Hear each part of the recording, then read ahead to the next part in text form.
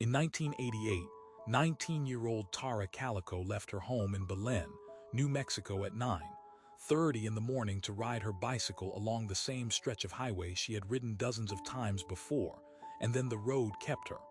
Her cassette player turned up in the dust. Her bicycle never did. 36 miles of highway were searched, and nothing else was found. Tara was a sophomore at the University of New Mexico. 5'7", athletic, the kind of person who made a 35-mile bike ride sound like a regular Tuesday. She had ridden US Highway 47 so many times that her mother, Patty, had almost stopped worrying about it. Almost. She had actually asked Tara to be careful that morning. A red pickup truck had been seen following her on previous rides.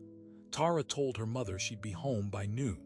She put on her headphones, rolled out of the driveway, and turned south onto the highway. The morning was clear. The road was straight. People drove that stretch every day. At 9:30 a.m. on September 20th, 1988, Tara started her route. She planned to ride 17.5 miles south, then turn back same as always. Multiple drivers reported seeing her that morning, riding the shoulder, headphones in, moving at a steady pace. By 10:00, she was spotted near a water tower several miles from home. That was the last confirmed sighting. Sometime between 10:00 and noon, on a stretch of highway that cuts through flat, open desert with no natural cover, no drainage ditch deep enough to hide in, no trees to disappear behind, Tara Calico ceased to exist. No tire marks, no signs of a crash, no witnesses to anything wrong.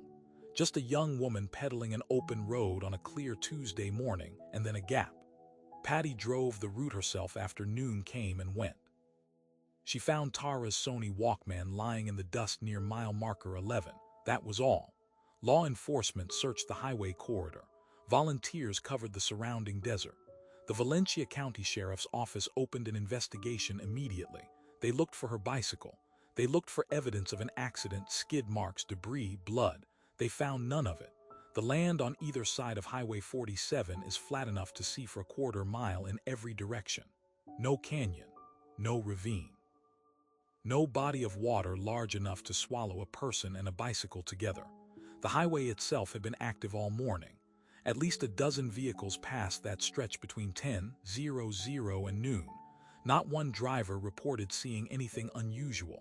No accident, no altercation, no vehicle stopped on the shoulder, just the Walkman in the dust. And that is the problem. The dominant theory has always been abduction. That red truck, the one seen following her on previous rides, became the focus early. Witnesses from prior weeks described it as a light-colored pickup, possibly a late 1970s Ford or Chevrolet, driven by an unknown male.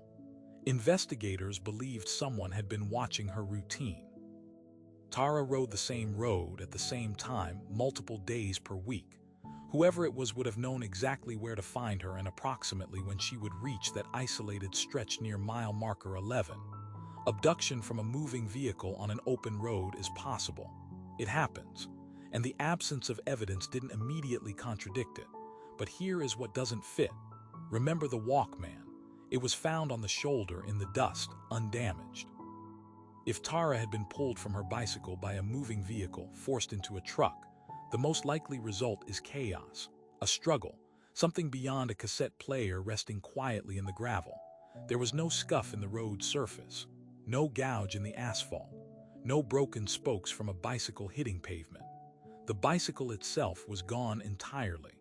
You do not pull someone off a moving bike on an open highway and disappear the bike as well without leaving a single mark. And beyond that, not one person driving that road that morning reported a truck stopped on the shoulder. Not one. 12+ vehicles, open terrain, clear day. A quarter mile of unobstructed sightline in both directions. Nobody saw a thing. 9 months after Tara disappeared, a Polaroid photograph was found in a parking lot in Port St. Joe, Florida, nearly 1,500 miles from New Mexico. It showed a young woman and a young boy lying in the cargo area of a van. Their mouths and wrists were bound with white tape. The woman's face was partially visible. The FBI compared the photograph to images of Tara Calico. Multiple forensic analysts concluded the woman was consistent with her. A copy of a V.C. Andrews novel lay visible in the frame.